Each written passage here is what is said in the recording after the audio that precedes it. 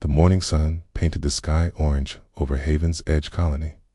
Kim Nari knelt in the greenhouse, her hands covered in rich soil as she studied the strange blue flowers that grew only on this planet. At 19, she had already spent 3 years learning about alien plants. Her job was simple but important. Find plants that humans could eat or use for medicine.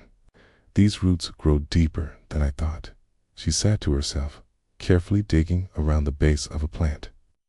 The flowers glowed softly in the morning light. Her notebook was filled with drawings and notes about dozens of different plants she had discovered. Haven's Edge was a small colony at the far edge of human space. Only 5,000 people lived here, mostly farmers and researchers like Neri. The colony had been peaceful for 15 years. Pirates sometimes passed through, but they never bothered with such a small settlement. Neri's father, Lee Dong-yoon, ran the colony's main farm. Her mother, Park Se-hee, taught the colony children in their small school. Her younger brother, Kim Jin-woo, only 16, helped their father with the heavy farm work. They were a happy family, living a quiet life far from the busy worlds of human space. The warning sirens began screaming at noon. I dropped her tools and ran outside. Above the colony, massive black ships hung in the sky like dark clouds. She had never seen ships so large or so frightening. They were covered in sharp edges and glowing red lights. Nari, get inside now, her father shouted as he ran toward their house. Her mother was already there, holding Jinwoo close to her. What's happening? Nari asked. I don't know, Dong-yoon said. But those aren't human ships. The ships opened fire without warning. Red beams of energy struck buildings across the colony. The community center exploded in flames.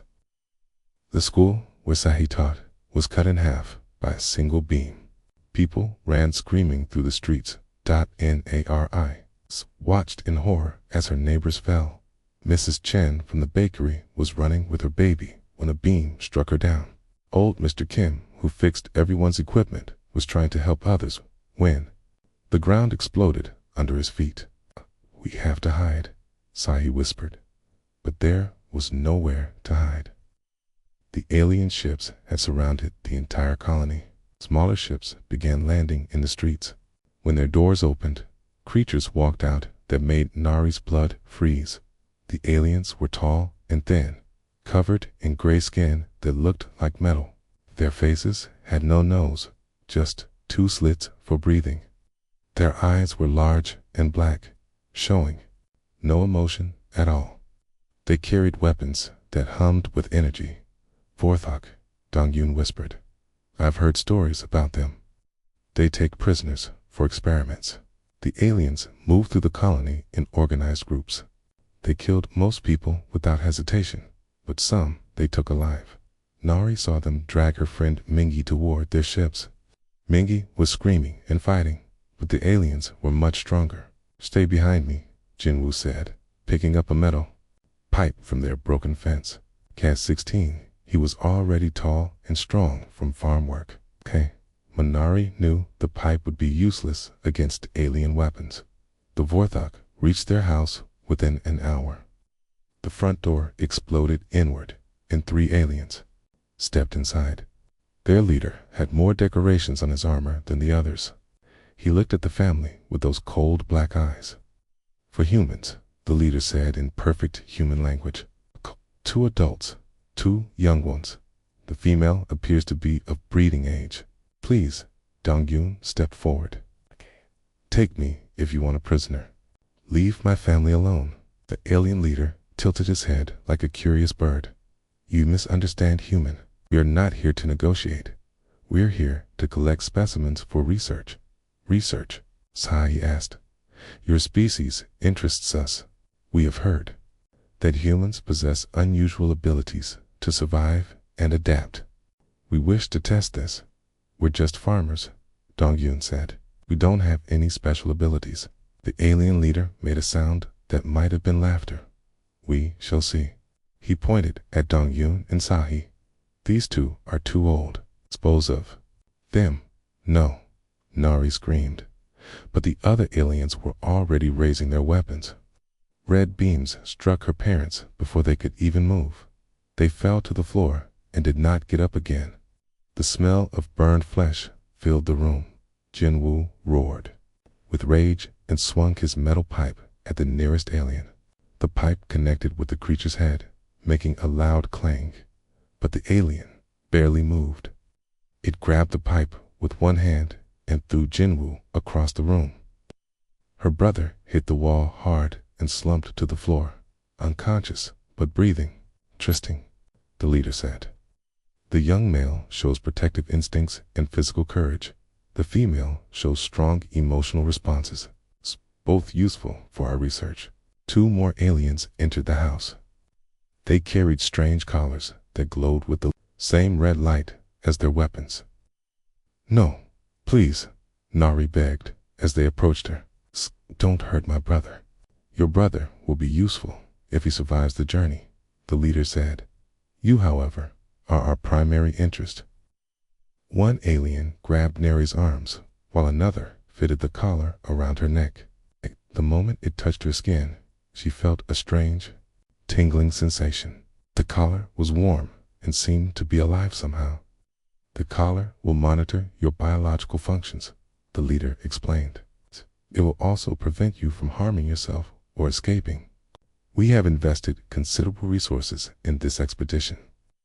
We cannot afford to lose valuable specimens. They dragged Jinwoo's unconscious body outside and put a collar on him too. Nari tried to fight, but her body felt weak and strange. The collar was doing something to her muscles and mind. Why are you doing this? She asked as they forced her toward their ship. Because we can, the leader replied. Because your species is new to us and we wish to understand what makes you different from other creatures we have studied. You should feel honored. Your suffering will advance scientific knowledge. The ship was dark inside, with narrow corridors and rooms filled with cages. Some cages already held humans from other raids. They looked thin and frightened. Their eyes were empty of hope. Welcome to your new home, the alien leader said as they pushed Nari into a cage barely big enough for her to stand up straight. My name is Commander Thexmel. I suggest you remember it well. We will be spending much time together. They put Jinwoo in a cage across from hers. Kay was still unconscious, and blood ran from a cut on his head. Will he be okay? Nari asked. That depends entirely on how useful he proves to be, Thexmel said, and how well you cooperate with our research. The ship lifted off from Haven's Edge. Through a small window, Nari watched her home disappear below them. The colony was burning. Everyone she had ever known was either dead or captured. Her parents were gone forever, but she was alive. Jinwoo was alive. That had to mean something. She did not know then that being alive would soon become worse than being dead. She did not know that the aliens would spend the next 18 months trying to break her mind and body. She did not know that their experiments would change her into something that was no longer entirely human. All she knew was that she had to survive. She had to protect her brother. She had to find a way home. The ship jumped into hyperspace, carrying them toward a fate worse than death. The research facility on the Vorthok homeworld was a massive structure of black metal and glowing red tubes. Canary had been there for 6 months, and every day brought new pain. The aliens called it research, but she knew it was torture. Dr. Velthanor was the chief scientist in charge of human experiments. He was taller than the other Vorthok, with scars across his gray face and hands that moved too quickly when he worked. His black eyes never showed any feeling when he hurt his prisoners. Subject 47, he said, reading from his notes. That was Nari's number now. She had almost forgotten her real name. Today, we will test pain tolerance levels during electrical stimulation. Nari was strapped to a metal table in the laboratory. Wires connected to her arms and legs would send electricity through her body. She had been through this test many times before. Each time, they made the electricity stronger. Please, she whispered. I already told you everything I know. This is not about information, Veldanar replied. This is about understanding how your species functions under stress. Humans are remarkably difficult to break completely. We must learn why. The electricity began as a small, tingling feeling. Then it grew stronger and stronger until Neri's muscles seized up and she could not breathe. Her body shook against the straps. The pain was like fire running through her bones, but she did not scream. She had learned that screaming only made them increase the power. Instead, she bit her tongue and thought about her family. She remembered her mother's smile and her father's laugh. She remembered working in the greenhouse with the blue flowers. Interesting, Velthanor made notes on his pad. Subject maintains consciousness at power levels that would kill most species. Increase to level 9.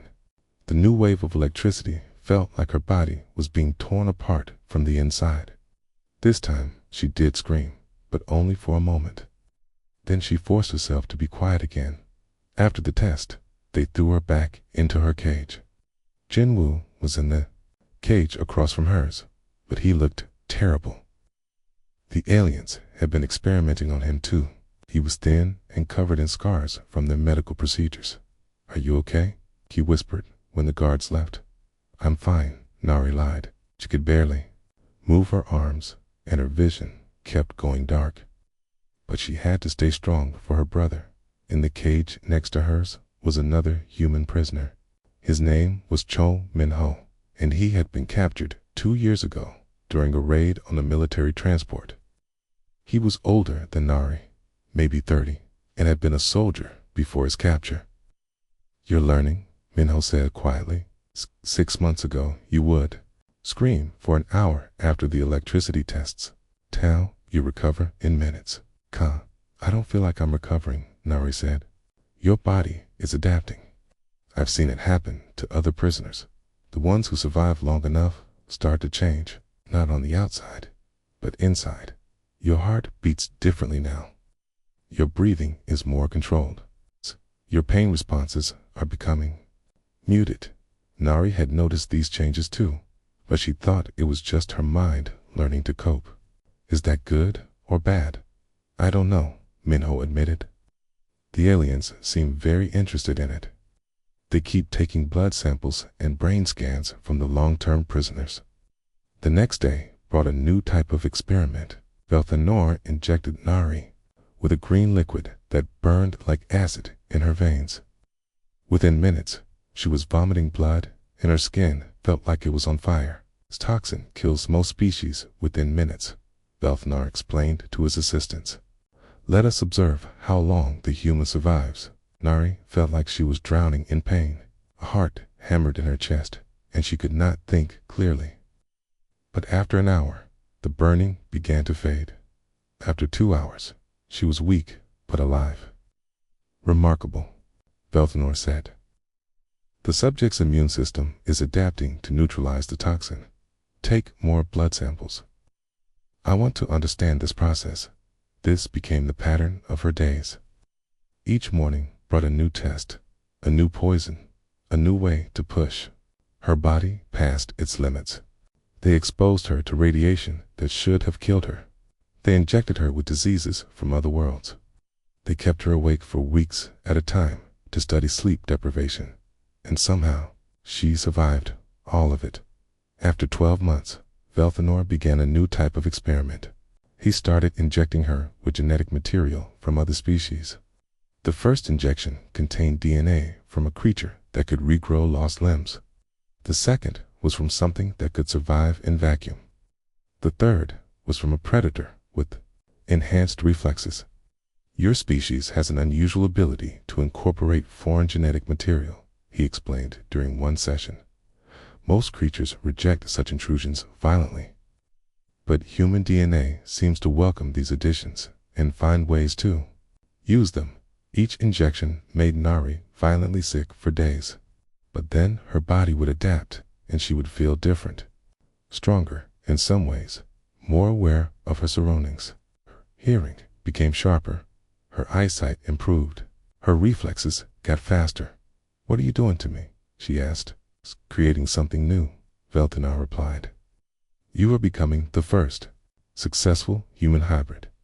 Your species' adaptability combined with superior alien genetics. You should thank me." But Nari felt no gratitude. She felt only a growing coldness inside her chest.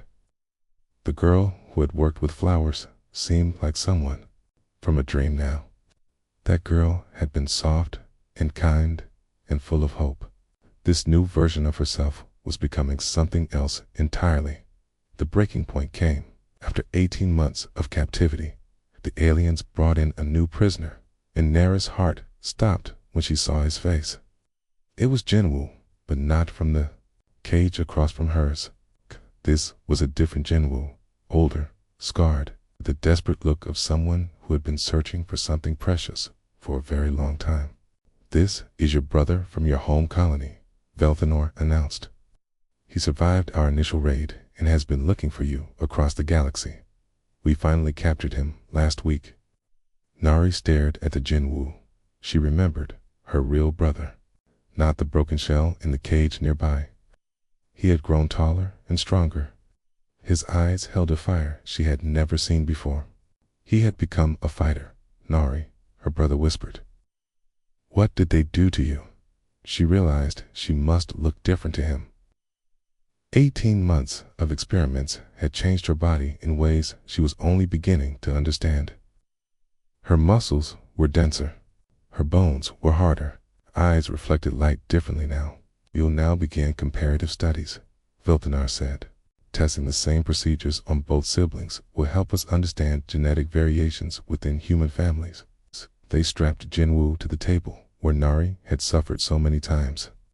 They began with the electricity test, the same one that had been her first real torture. Jinwoo screamed immediately. His body was not adapted like hers had become. The electricity that she could now endure easily was agony for him. "Stop," Nari said. "He can't take as much as I can. You'll kill him." "That is the point of the experiment," Velthanar replied. "To establish baseline tolerances before adaptation." They increased the power. Jinwoo's screams filled the laboratory. His body convulsed against the straps. Nari could smell his flesh burning. "Please," she begged. "I'll do anything to stop hurting him." But they did not stop. They continued the test until Jinwoo passed out from the pain. Then they began to poison injections. His body rejected the toxins violently, and he went into convulsions. Nari watched her brother dying by degrees, and she felt something break inside her mind. Not break like shattering glass, but break like a dam giving way to a flood. All the pain and rage and hopelessness of 18 months came rushing out at once. But it did not make her weak. Instead, it made her cold and clear and absolutely certain about what she needed to do. The girl they had captured was finally completely dead. What remained was something else entirely. Something that understood exactly how much the Vorthok needed to pay for what they had done. Something that would make them wish they had never learned that humans existed. Jinwoo died on the 3rd day of experiments. Nari watched through the laboratory's window as her brother's body finally gave up fighting the alien toxins. His heart stopped beating while Dr. Veltanor was injecting him with acid from some distant world. The machines around the table made flat beeping sounds. "Disappointing," Veltanar said to his assistants. This subject lasted much shorter than expected. Human males may be less adaptable than females. Nari stood perfectly still in her cage. She did not cry. She did not scream.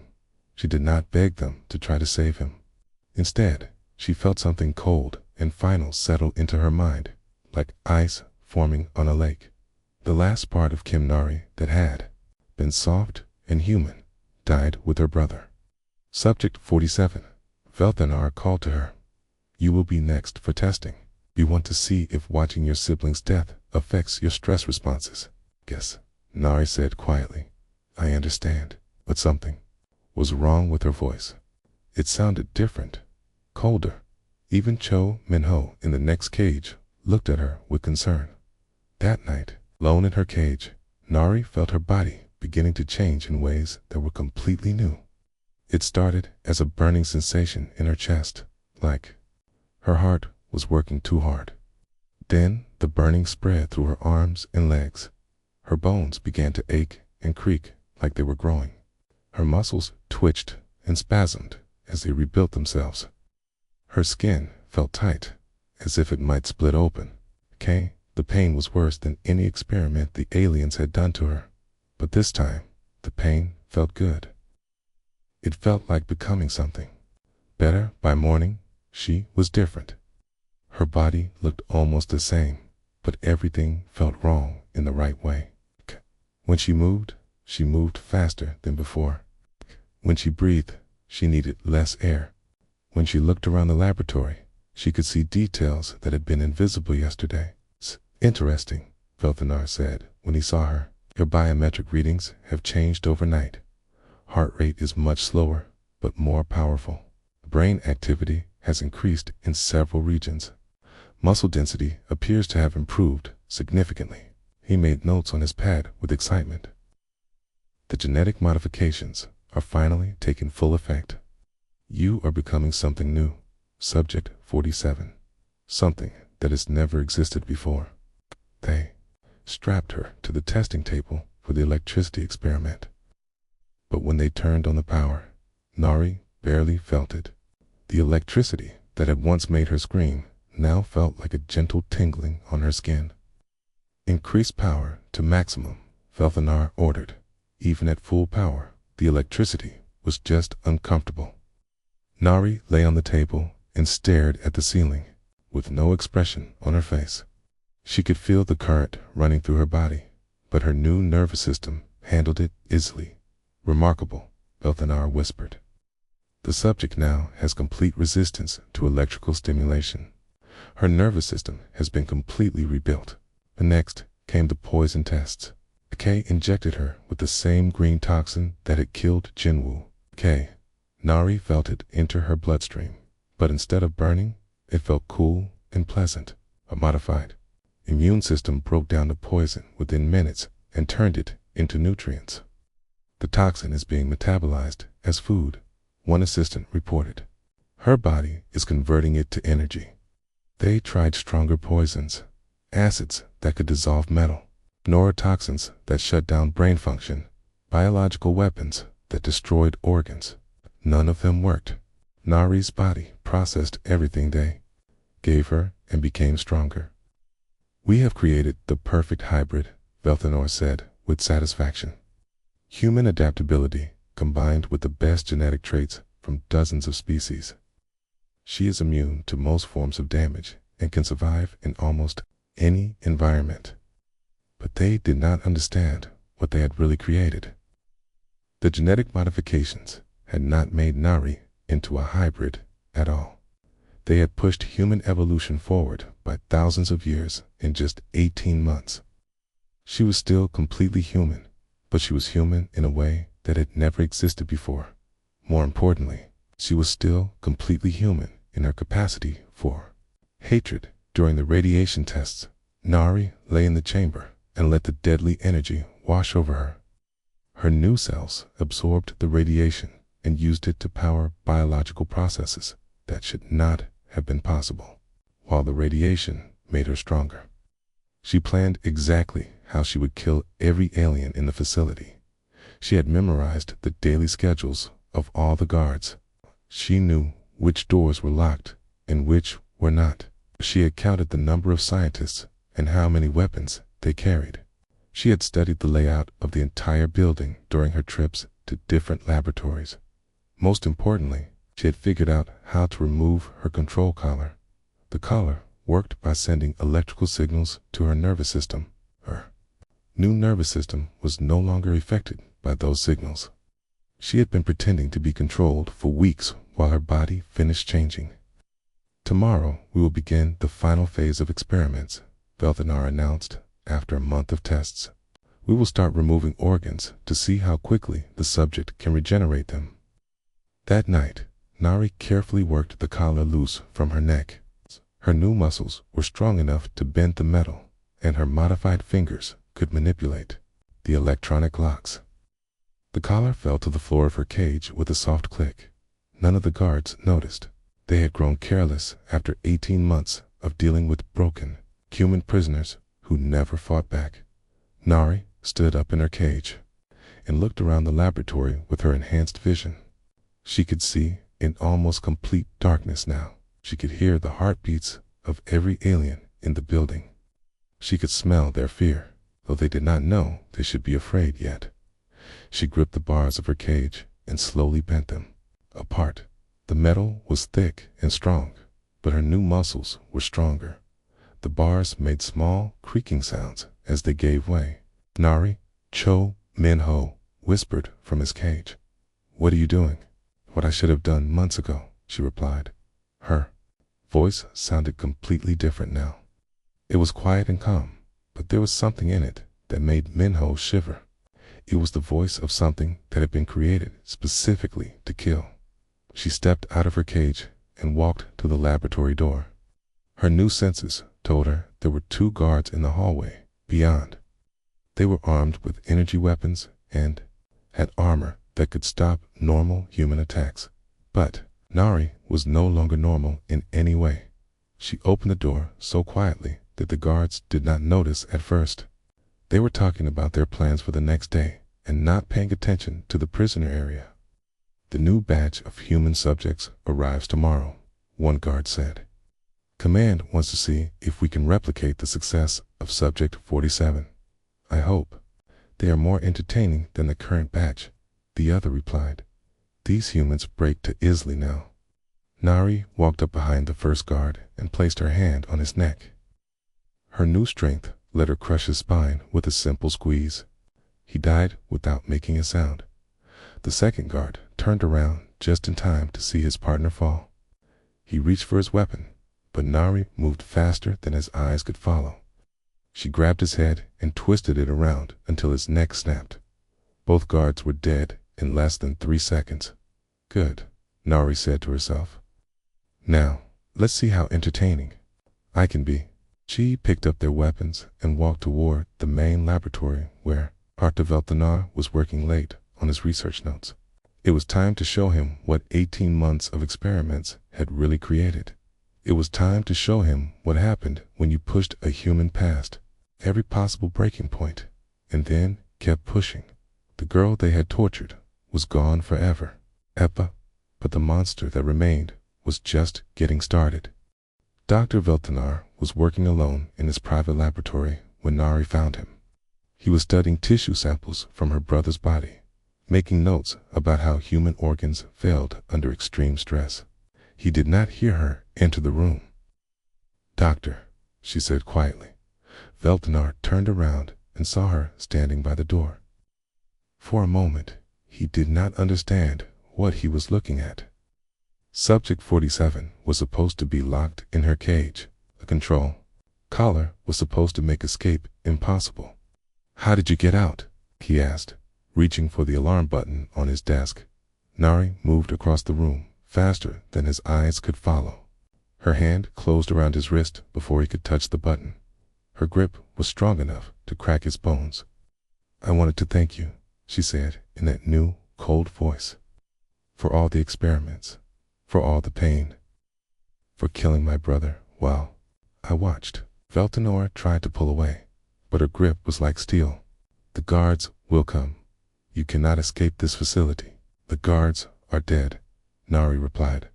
"I killed them very quietly, just like I'm going to kill you." She began to squeeze his wrist slowly. Velthanar felt his bones grinding together. Pain was unlike anything he had ever experienced. Now he understood what his human subjects had endured. "Please," he gasped. "I was just following orders. I was doing scientific research." "I know," Nari said. "And now I'm going to do some research of my own. I want to learn how long a Vortok can survive when I start removing organs one at a time. She spent the next hour taking Dr. Veltanar apart, piece by piece. She used his own surgical tools and followed the same procedures he had used on human prisoners. She kept him alive for as long as possible, just as he had done to her brother. When she was finished, she took his research files and computer records. She learned the names of every Vortok involved in the human experimentation program. She memorized their ranks, their locations, their family connections. Then she released the surviving human prisoners and told them to find a way home. Cho Minho tried to convince her to come with them, but she refused. "Where will you go?" he asked. "I have work to do," she replied. Nari spent the next 6 months systematically hunting down every Vortok who had participated in human torture. She did not kill them quickly. Instead, she studied each target carefully, learning their habits and their fears. Commander Dexmel lived in a fortified compound on the Vortok military world of Kethver. He was surrounded by elite guards and automated defense systems. He thought he was completely safe. Nari spent 2 weeks watching his compound from a distance. She learned that he had a wife named Siltara and 3 children.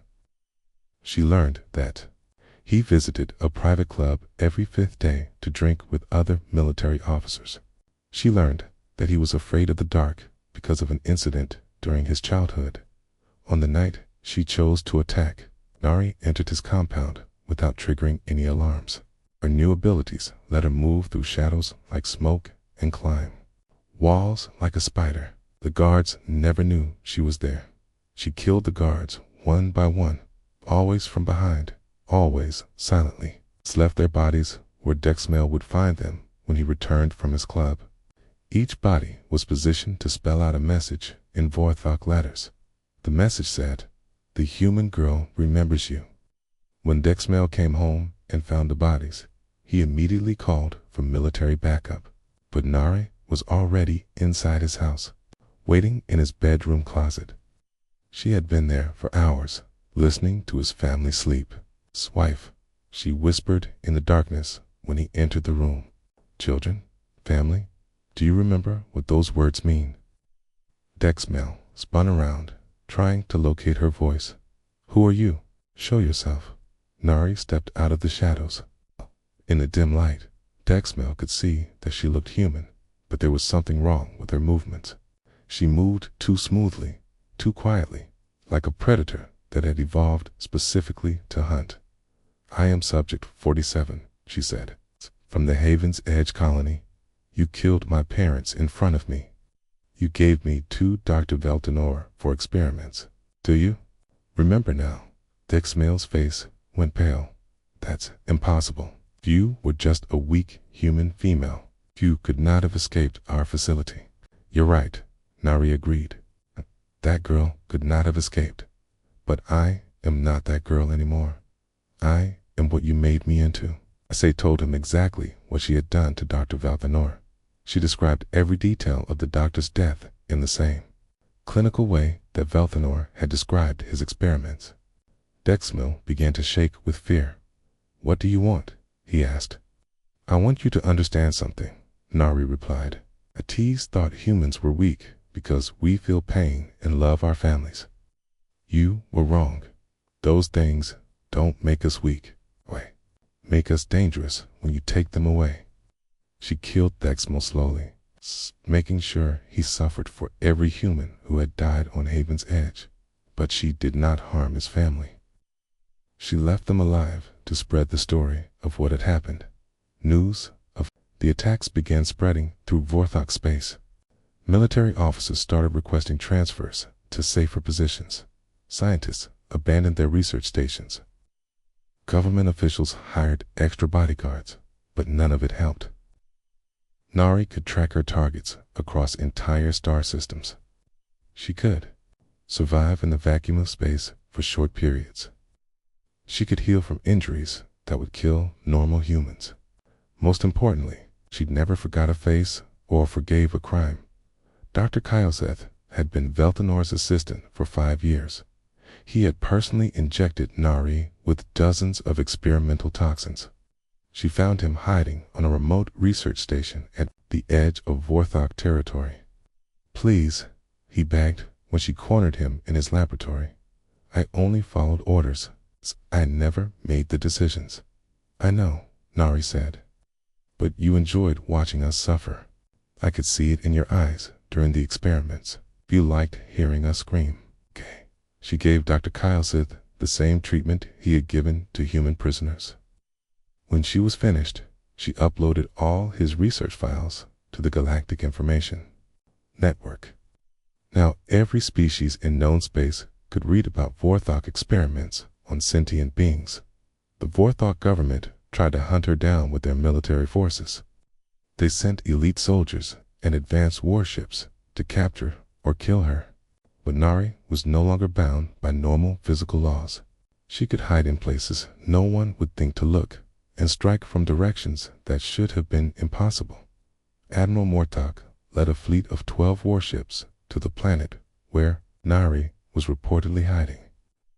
He bombarded the entire surface from orbit, turning cities into craters. He was certain that nothing could survive such an attack. But 3 days later, Nari appeared on his flagship. She had somehow traveled through space and penetrated their shields without being detected. She killed his entire crew while he slept, then left him alive to find the bodies.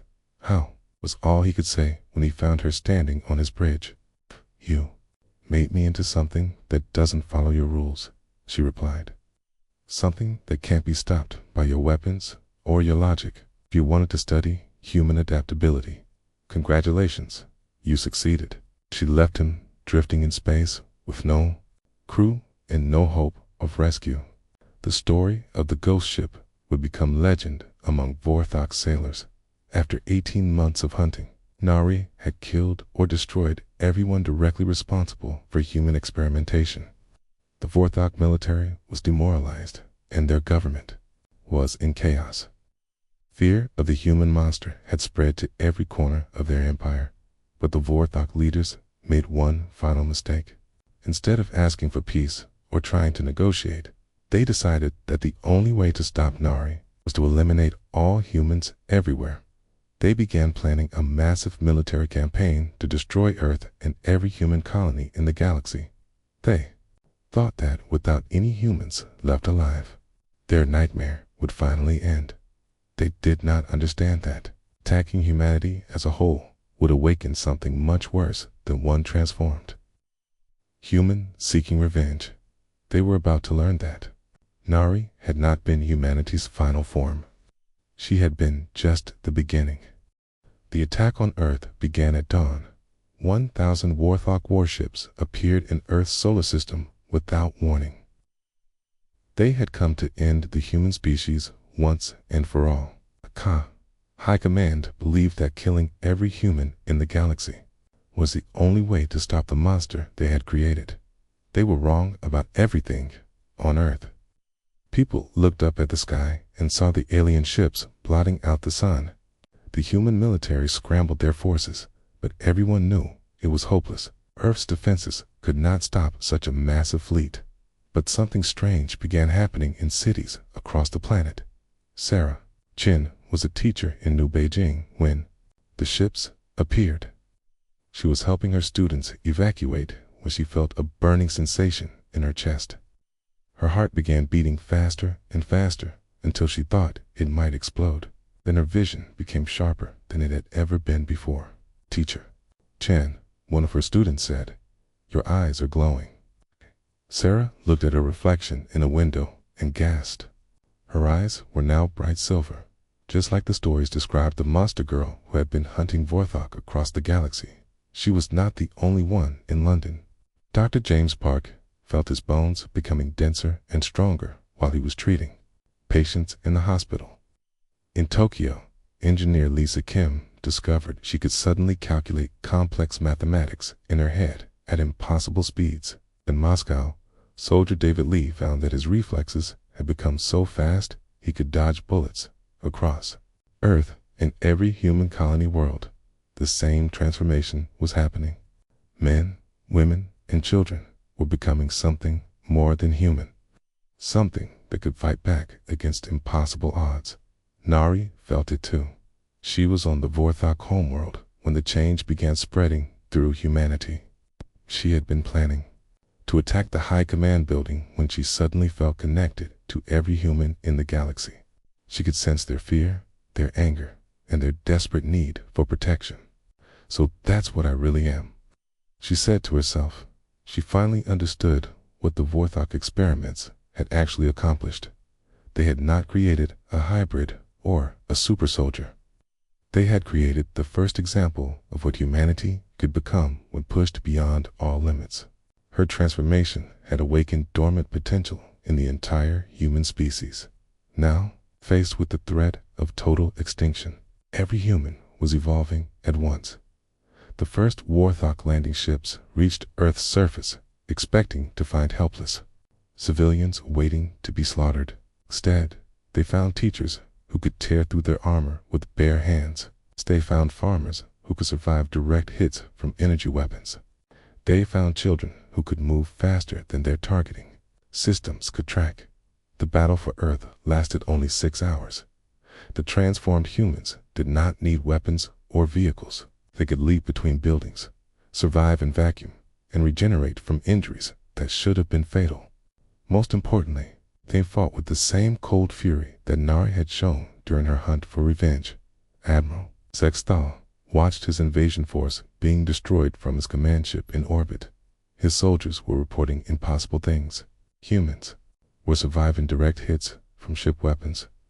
They were jumping into space and attacking his vessels with their bare hands. Some were even flying without any technology at all. "This is impossible," he said to his officers. "No species can evolve this quickly." Stern, his communications officer, reported. "We're receiving a transmission from the surface, from the human monster." Kira's face appeared on the main screen of every Vorthok ship in the solar system. But she was no longer alone. Behind her stood dozens of other transformed humans, all with the same silver eyes and predatory grace. "Hello," she said in perfect Vorthok language. "My name is Kim Nari. You killed my family. You tortured me for 18 months. You turned me into something new. And now you've made the mistake of threatening my entire species." Admiral Sexthal tried to respond, but Nari continued speaking. "You wanted to study human adaptability. You wanted to understand what makes us different from other species. I'm going to show you." The transmission ended, and something began happening to the Vorthok fleet that defied all known laws of physics. Transformed humans were somehow traveling through space without ships. They were appearing inside Vorthok vessels and tearing them apart from within. Nari herself materialized on the bridge of Sextawal's command ship. She moved through his elite guards like they were standing still, killing them with precision and efficiency that seemed almost casual. "How are you doing this?" Sextal demanded as she approached his command chair. "Evolution," Nari replied. "Your experiments pushed me past every biological limit. But I'm still human in the ways that matter. I still remember everyone you killed. I still feel angry about my family. I still want justice for what you did." She grabbed the admiral by his throat and lifted him off the ground with one hand. "The difference is that now I have the power to do something about it."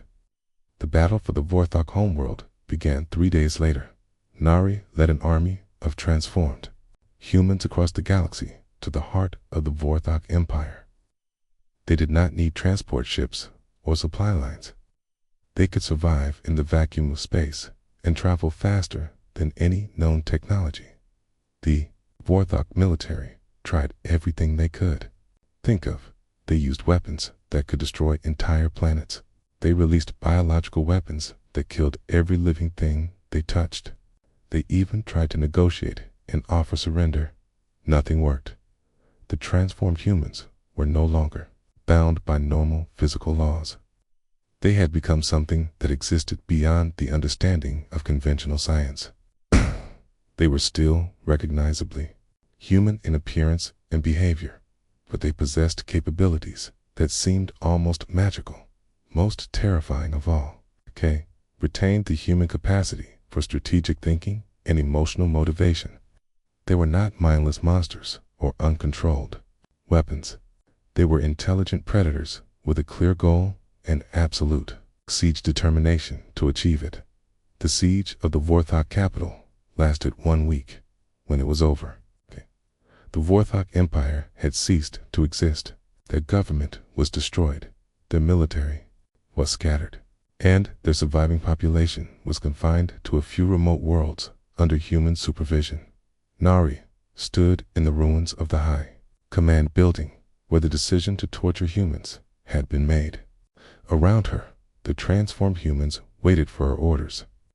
They looked to her as their leader and guide, the first of their kind, and the one who had shown them what they could become. But victory felt hollow. Her family was still dead. Jinwoo would never come home. The girl who had worked with flowers in a peaceful colony was gone forever. What happens now? Asked Cho Min-ho, who had also undergone the transformation after being rescued from the research facility. NAR. I looked out at the galaxy through the broken windows of the command center. Other alien species were watching humanity with a mixture of fear and respect. They were trying to decide whether the transformed humans were protectors or conquerors. Now we make sure this never happens again, she said. To humans, or to anyone else, the galaxy had learned an important lesson about humanity. They had discovered that humans were not weak because they felt pain and loved their families. Those qualities made them dangerous when threatened, unstoppable when pushed past their breaking point. The girl they had tortured was human. The monster that returned was something much more terrifying. She was humanity unleashed.